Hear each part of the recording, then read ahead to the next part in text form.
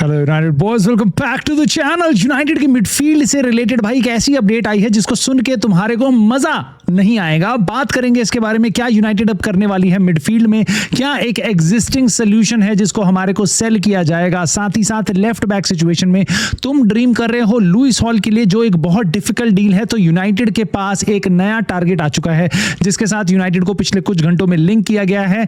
एक La Liga के relegation से अभी अभी प्रमोट हुए आए 19 साल के लेफ्ट बैक के बारे में बात करने वाले हैं। ही कुड बी यूनाइटेड का नेक्स्ट न्यू लेफ्ट बैक। साथ ही साथ चीडो भी मार्टिन के बारे में क्या चल रहा है और कौन से प्लेयर्स वापस आ चुके हैं और कौन से प्लेयर्स हमारी ट्रेनिंग में अगले हफ्ते तक वेट करेंगे आने का, बात करेंगे इन सारी चीजों पे। आई होप आपको ये वीडियो पसंद आएगी तो प्लीज लाइक, सब्सक्राइब और हाइप करके सपोर्ट जरूर कर देना। कमेंट करके अपने थॉट्स बता देना भाई, क्योंकि सब्सक्राइब करना बहुत जरूरी है, क्योंकि बहुत कुछ चल रहा है यूनाइटेड की दुनिया में और पूरा सीजन बहुत लंबा होने वाला है। डेली यूनाइटेड कंटेंट के लिए सब्सक्राइब बिल्कुल बनता है। सो सबसे पहले आगे चलते हैं भाई और इस चीज को समझने की कोशिश करते हैं। स्काई स्पोर्ट्स के डेनियल खान ने बताया है, जब हम बात कर रहे हैं पोटेंशियल थर्ड मिडफील्डर की, राइट, कि हम तीसरा मिडफील्डर लाएंगे। अभी तक हम टेलेमेंस लाए हैं और एंड्रे सैंटोस लाए हैं। सो उन दोनों के बाद तीसरा मिडफील्डर कौन होगा? कौन होगा आपका सीडीएम का प्लेयर? लोग बात कर रहे हैं शुमिनी आ सकता है, बात कर रहे हैं कामाविंगा आ सकता है, मानू कोने, इन सब के साथ। बट उन्होंने बताया है कि देखो, I do not think we'll see another 60-70 million pound signing in the midfield. पहली बात तो मुझे समझ नहीं आई, अनदर का मतलब क्या है? अभी तक भी हमने कोई 60-70 मिलियन वाली पाउंड वाली तो साइनिंग करी नहीं है। बट वो कह रहे हैं कि देखो, कोई 60-70 मिलियन वाली पाउंड की कहानी नहीं आने वाली है मिडफील्ड में, तो आप भूल जाओ ऐसे कोई टारगेट्स, और it will be a lot lower than that. ये हैं उनके वर्ड्स की, लॉट लोअर, मतलब उससे काफी सस्ती डील करेंगे। गुड थिंग है कि भाई इसमें बलेबा जा रहा है, क्योंकि बलेबा 70-75 मिलियन के आसपास का आएगा। So definitely it is not Baleba. By the way, United अब इस टाइम पे बलेबा को नहीं देख रही है।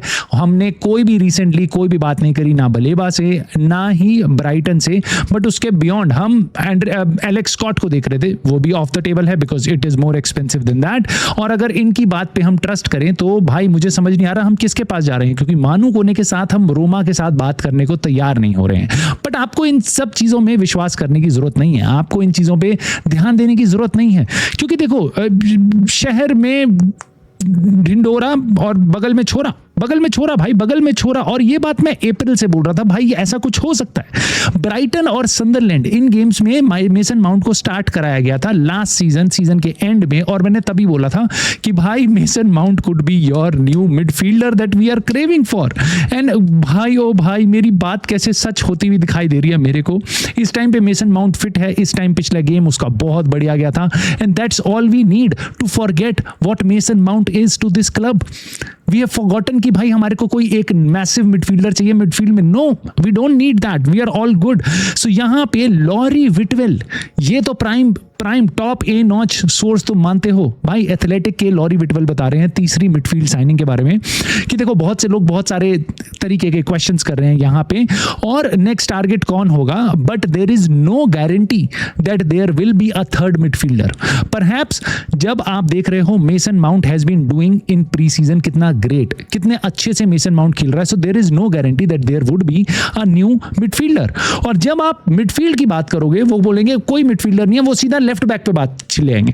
उन्होंने बोला भाई देखो, अब यूनाइटेड का फोकस ना वहां पे हो सकता है, देखो उनको सारे रिसोर्सेज जोड़ के लेफ्ट बैक लाना है। लेफ्ट बैक के बारे में बात करेंगे, और अभी फिलहाल वो कह रहे हैं मिडफील्ड की ज्यादा टेंशन मत लो, मेसन माउंट है भाई, अपने घर का लौंडा है भाई, बिल्कुल है। उसके बाद भाई यहाँ पे स्टीवन रेलस्टन भाई मैनचेस्टर इवनिंग न्यूज के, उन्होंने भी बताया कि मेसन माउंट और Andrey Santos currently heavy favourites हैं, जो स्टार्ट करेंगे ब्रूनो फर्नांडिस के साथ हल सिटी के अगेंस्ट 22 अगस्त को हमारा पहला मैच। मैं गारंटी दे रहा हूं, अनलेस एंड अनटिल कोई इंजरी ना हो, टचवुड आई होप ना भी हो, this is going to be, irrespective of Kobbie Mainoo वापस आता है, इररिस्पेक्टिव ऑफ कोई भी और प्लेयर आता है, टिलेमेंस है, राइट, मेसन माउंट और एंड्रे सैंटोस डेफिनेटली स्टार्ट करेंगे, इररिस्पेक्टिव ऑफ कोई और भी प्लेयर लेके आते हो। क्यों? उसका रीजन बहुत सिंपल है, क्योंकि उन्होंने सबसे ज्यादा ट्रेनिंग करी है माइकल कैरिक के अंडर। मे बी उसके अगले गेम से आपको भी मेनू को, टेलेमेंस, इन सबको देखने लगो, जो भी माइकल कैरिक के माइंड में होगा बेस्ट मेरी पेयरिंग है, उसके बाद से स्टार्ट होगी। But starting of the season उसमें ना टेलेमेंस अवेलेबल होगा टू स्टार्ट द गेम, ना कोबी मेनू अवेलेबल होगा to start the game. So Mason Mount और एंड्रे सैंटोस हैवी फेवरेट्स हैं, मैं पक्का बता रहा हूं, हम पे कोई और ऑप्शन ही नहीं है, क्योंकि यही दो प्लेयर हैं मिडफील्ड में जो फर्स्ट टीम के प्लेयर्स हैं, जो कि इस टाइम पे भाई करेंटली माइकल कैरिक के साथ ट्रेनिंग कर रहे हैं।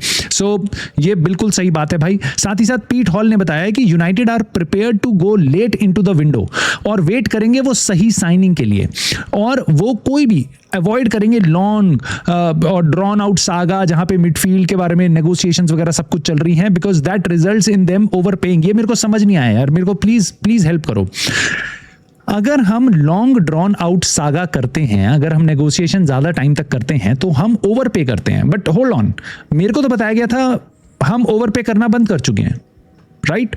मेरे को तो यही बताया गया था कि अब हम ओवर पे करते ही नहीं है। पिछले सीजन हमने ओवर पे किया ही नहीं, उससे पिछले सीजन हमने ओवर पे किया ही नहीं। अब तो ओवर पे तो हमारी डिक्शनरी में है ही नहीं, अब तो वो हम नहीं करते हैं। तो अब किसी भी तरीके की नेगोशिएशन होगी तो उसमें या तो हम अपने प्राइस पे प्लेयर लेके आएंगे, वरना पे नहीं करेंगे। तो इस चीज को क्यों बताया जा रहा है कि भाई हम लेट में ही जाएंगे, वरना ओवर पे करना पड़ेगा? यानी अभी जहां पहले गए हो वहां पे आपने ओवर पे किया, आप ये कंसीड कर रहे हो कि एंड्रे सैंटोस की डील ओवर पे थी, जितना चेल्सी ने मांगा उतना पैसा दिया हमने और वो ओवर पे थी। आई डोंट नो, बट ये ऐसी बात क्यों कर रहा है मुझे समझ नहीं आ रहा पीट हॉल, ठीक है? उसके बाद मेरे को ये चीज समझ नहीं आती कि यूनाइटेड अब लेट तक जाएगी।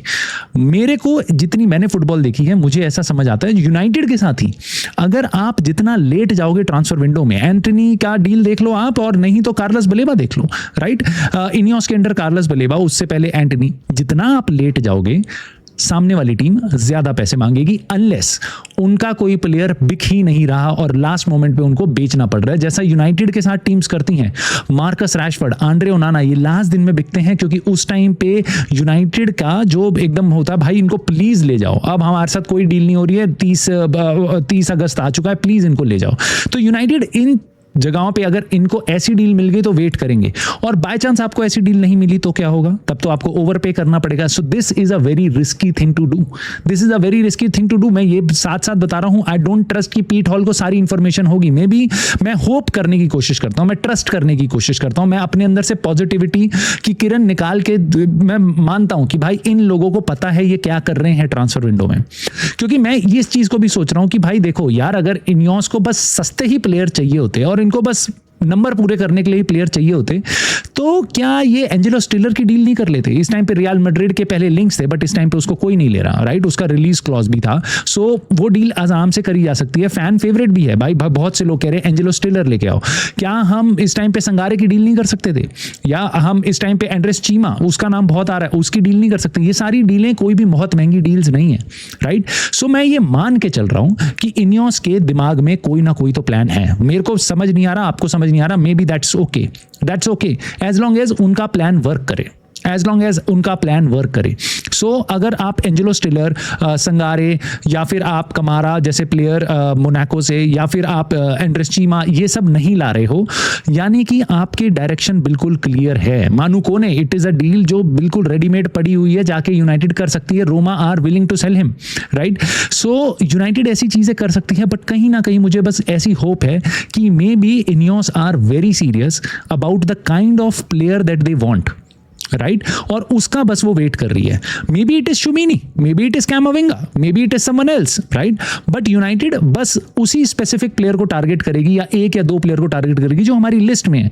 और ये सारे नाम, एंजेलो स्टिलर, भले इनके बारे में हमने इंक्वायर किया हो, बट ये हमारी जो डेटा है वो कह रहा है कि नहीं भाई ये प्लेयर हमारे यहाँ फिट नहीं बैठता है, माइकल कैरिक के सिस्टम में फिट नहीं बैठता। ये मैं इससे ज्यादा अच्छा इस बारे में सोच ही नहीं पाऊंगा।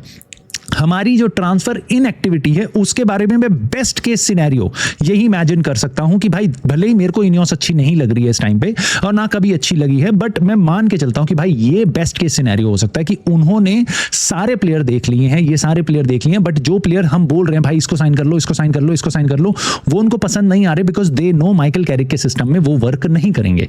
दैट मीन्स उनके पास कुछ नाम ऐसे होंगे जो उनको लगता है माइकल कैरिक के सिस्टम में वो वर्क करेंगे। बट ये मुझे समझ नहीं आता वो कौन है। क्या इंफॉर्मेशन ही नहीं है सारे जर्नलिस्ट पे? ऐसा मुझे लगता नहीं है, ऐसा हो सकता है but may be it is true, क्योंकि हमने टेलेमेंस और एंड्रे सैंटोस का नाम बहुत टाइम से नहीं सुना था और अचानक से वो डील्स हमारे सामने आ गई। Maybe it is true, maybe they surprise us with a here we go, अचानक से आ जाता है एक प्लेयर का जिसको हम एंटिसिपेट ही नहीं कर रहे हैं, राइट? बट अगेन टेलेमेंस और Andrey Santos, these two are the signings जिनको हम देखेंगे तब हमें पता चलेगा क्या ये अच्छी साइनिंग्स हैं या नहीं है थ्रू आउट द सीजन। अभी से हम नहीं मान सकते कि चलो इसका ये सस्ते में आ गई या ये अभी 22 साल का ही लड़का है, नेक्स्ट कैज़ेमीरो के बारे में रिपोर्ट्स आ रही हैं, ब्राजील में नेक्स्ट कैज़ेमीरो बनेगा पता नहीं कब जाके। तो अभी हम होपफुलनेस में ये मान नहीं सकते कि इनका प्लान वर्क कर रहा है, उसको देखना पड़ेगा। पूरा सीजन बहुत लंबा है, माइकल कैरिक को जज किया जाएगा, इनकी साइनिंग्स को जज किया जाएगा। बट जब मैं इस तरफ से बातें सुनता हूं ना लॉरी विटवेल जैसे सोर्सेज से, जिनको एक्चुअल में पता है यूनाइटेड के अंदर क्या चल रहा है कि भाई Mason Mount could be your next midfielder, तब मेरा जो दिमाग है वो खटकना शुरू हो जाता है। क्या ये बस इसी चीज की वेट कर रहे थे? क्या बस ये इसी चीज की वेट कर रहे थे कि let us see how things go? ठीक है, और अगर यूनाइटेड में हमारे टॉबी कोलियर बहुत अच्छा खेलने लग जाए, मेसन माउंट बहुत अच्छा खेलने लग जाए और हमारी मिडफील्ड डिसेंट दिखने लग जाए, maybe we get away and we save some money. I don't know for what, but we save some money and we don't have to spend on midfield. This to me is more likely a chance कि ये possibly ये भी हो सकता है। सो may be अगर आपको hope रखनी है तो आप पहली थ्योरी पे रख सकते हो कि भाई इनको पता है क्या कौन से टारगेट है, किनको लाना है, और ये अभी एक्ट इसलिए नहीं कर रहे हैं क्योंकि वो प्लेयर के लिए सही टाइम नहीं है। लेकिन दूसरी थ्योरी को भी मैं नज़रअंदाज नहीं करूंगा कि दे वर जस्ट पासिंग टाइम और टेलेमेंस की डील के बाद दे वर जस्ट हियर कि भाई अब देखते हैं फ्रेंडलीज में कैसा जाता है। अगर हमारा कोई प्लेयर इंजर्ड हो गया, अगर कोई भी हमारे लॉसेज आने लगे, एटलेटिको मैड्रिड पीएसजी हमें तोड़ फोड़ दे, गुस्सा आने लग जाए, तो हम जाके मानू कोने की डील या किसी और प्लेयर की डील कर लेंगे और उसको प्रमोट कर देंगे। और अगर ऐसा नहीं होता तो मेसन माउंट या टॉबी कोलियर इनमें से कोई काम चला लेंगे, because that's a best value for money, because we don't have to pay for them, right? So maybe ये सिचुएशन भी हो सकती है। दोनों जगह पे क्या होने वाला है आगे वो देखते हैं, बट मेरा मानना यह है United in any case they would have to sign a midfielder, they will have to sign a midfielder, they will sign a midfielder. Point is किस क्वालिटी का मिडफील्डर आएगा, किस क्वालिटी का मिडफील्डर आएगा वो देखने वाली बात है। सिमिलरली लेफ्ट बैक सिचुएशन में क्या हम साइन करेंगे, हमें 100% लेफ्ट बैक साइन करना पड़ेगा, बट कैसा? लुइस हॉल के बारे में काफी सारी बातें आ रही थी पिछले कुछ दिनों में, आपने देखा है लुइस हॉल के साथ हमारे बहुत ज्यादा रूमर्स आ रहे हैं, और यूनाइटेड वही यूनाइटेड है जो ब्रूनो गिमेरेश के रूमर स्टार्ट होते ही फब्रिजियो रोमानो को बोल देते हैं कि भाई जाके बना कर दो लोगों को कि हम ब्रूनो गिमेरेश को नहीं देख रहे हैं। अब लुइस हॉल के साथ इतनी बातें चल रही है, बट यूनाइटेड किसी भी जर्नलिस्ट को नहीं मना कर रही है कि हम उसको नहीं देख रहे हैं, यानी लुइस हॉल में हम इंटरेस्ट दिखा रहे हैं हम, लेकिन न्यूकासल में जाके अटैक नहीं कर रहे हैं। लेकिन अब यूनाइटेड की तरफ से कल आपने खबर सुनी माइल्स लुइस स्केली के नाम की, और अब एक बहुत स्ट्रॉन्ग नाम जो अब यूनाइटेड के साथ लिंक किया गया है वो है भाई ये रेसिंग संटांडर। भाई इनका एक लेफ्ट बैक है 19 साल का जॉर्ज सलीनास, जिसका 16 मिलियन यूरो यानी कि 12 मिलियन पाउंड के आसपास इसका रिलीज क्लॉज है। रिलीज क्लॉज है 12-13 मिलियन पाउंड, 19 साल का है, राइट? अब आप कहोगे कि भाई मे बी ये बहुत बढ़िया प्लेयर हो, बट बार्सिलोना के साथ भी रिपोर्ट्स आ रही हैं और ये स्पेन से रिपोर्ट्स आ रही हैं। I do not trust them, they are not Fabrizio Romano, David Ornstein. सो आप अपनी जजमेंट यहां पे खुद लगा सकते हो। मे बी यूनाइटेड को यूज किया जा रहा है, यूनाइटेड इस प्लेयर को नहीं देख रही है, बट यूज किया जा रहा है, हो सकता है ऐसा हो। बार्सिलोना के बारे में बता रहे हैं, बार्सिलोना को भी ये प्लेयर बहुत पसंद है, बट वो 4 से 6 मिलियन यूरो से ज्यादा इस प्लेयर के लिए नहीं देना चाहते। अगर आप इस टीम के बारे में जानने की कोशिश करोगे तो लास्ट ईयर ये चैंपियनशिप में खेल रही थी, नहीं इंग्लैंड की चैंपियनशिप में से आप हेडन हैक नहीं ला रहे हो, मैं वो भी मान जाऊंगा। ये इंग्लैंड की चैंपियनशिप में नहीं है, ये स्पेन की चैंपियनशिप में है, वो ला लीगा से नीचे वाले डिवीजन में खेल रही है, वहां से प्रमोट होकर आया हुआ क्लब है, उनका लेफ्ट बैक है। So I really doubt in case हम इस प्लेयर के लिए जा रहे हैं, सो इसको किस टाइम पे हम एक्सपेक्ट करेंगे ये खेले। क्या ये नेक्स्ट ओरोस्को होगा, सेकू कोने होगा, जो पता नहीं कितने साल बाद आके शायद हमारी टीम में खेल पाए? ये नेक्स्ट टायरल मलासिया होगा जो कभी भी फर्स्ट टीम में जगह अपनी नहीं बना पाएगा? आई don't no, but it is very unlikely, बहुत ही बड़ा जंप होगा इस प्लेयर के लिए अगर हम इसके लिए जाते हैं कि भाई ये ला लीगा के सेकेंड डिवीजन से, स्पेन के सेकेंड डिवीजन से सीधा आके यूनाइटेड के अंदर आए और उसके बाद ल्यूक शॉ को एक नई लीग में चैलेंज कर पाए। राइट। मैं इस बात को बिल्कुल मानता हूं, हो सकता है यहां बस यूनाइटेड को यूज किया जा रहा है, यूनाइटेड का नाम उछाला जा रहा है, या फिर यूनाइटेड इस प्लेयर को यूज कर रही है और इस रूमर को दबने नहीं देगी, क्योंकि we want to add pressure to Newcastle. वहां से लुइस हॉल प्रेशर मारे और यहां से हम प्रेशर मारे और लास्ट में हम लेटर इन द विंडो जाएं, उस डील को करने की कोशिश करें, जो मुझे लगता है is not a very good idea. अगर हमारे को प्लेयर पसंद है, हम उसके लिए जा रहे हैं, हमें प्लेयर वो आज चाहिए। Actually we needed him yesterday, we needed him day before, क्योंकि अब माइकल कैरिक का सीजन स्टार्ट होने वाला है। We need the player as soon as possible. यहां पे क्योंकि मेरे को पता है भाई यूनाइटेड के पास कोई भी प्लेयर आएगा ना, मैं तुम्हें बता रहा हूं, player, no offence to George Salinas, but अगर प्लेयर के पास एक टांग भी नहीं होगी ना, तो भी भाई ये बोल देंगे कि भाई तुम्हें यूनाइटेड फैन बेस ऐसा दिख जाएगा, ओ भाई क्या स्मार्ट डील है, क्या स्मार्ट डील है। ये देखो वापस ट्विटर पे मेरे को यही दिखाई दे रहा है, why George Salinas could be a smart plan B for Manchester United अगर हमें लुइस हॉल नहीं मिलता। Every cheap deal is termed as smart. I don't know how. जब आप बात करो कि भाई हमारे को बेटर प्लेयर चाहिए होते हैं, आपको बस एक्सपेंसिव चीजें चाहिए, शाइनी टावर्स चाहिए, आपको बस पॉल पॉग्बा, एलेक्सिस सांचेज चाहिए। हाँ भाई मेरे को वो चाहिए, मे बी मेरे को वही चाहिए, मेरे को टायरल मलासिया नहीं चाहिए, मेरे को नहीं चाहिए तुम्हारा सेकू कोने जो पता नहीं कब आके खेलेंगे। अगर तुम मेरे को उसके लिए एक्यूज कर रहे हो कि मेरे को बढ़िया प्लेयर चाहिए जो थोड़े महंगे पड़ सकते हैं, तो मैं तुम्हें कह रहा हूं तुम्हें चीप प्लेयर चाहिए। भाई तुम तो चाहते हो टायरल मलासिया आ जाए 4 मिलियन में, तुम तो ये ऐसी चीजें चाहते हो। तो मैं समझ नहीं पाता यूनाइटेड फैंस इतना पॉजिटिविटी को ढूंढते ढूंढते किसी भी चीज पे कूदने को तैयार हो जाते हैं। I don't want George Salinas honestly. आप लुइस हॉल को लेके आओ, उसके बाद आप जॉर्ज सलीनास ले आओ कि अगर जब ल्यूक शॉ जाएगा तब उसको हम रख लेंगे। ल्यूक शॉ अभी भी हमारा स्टार्टिंग सेंटर भाई लेफ्ट बैक है। I just don't want to see him as a starting left back, especially next season जहां पे हमें इतने सारे गेम्स खेलने हैं मेरे दोस्त।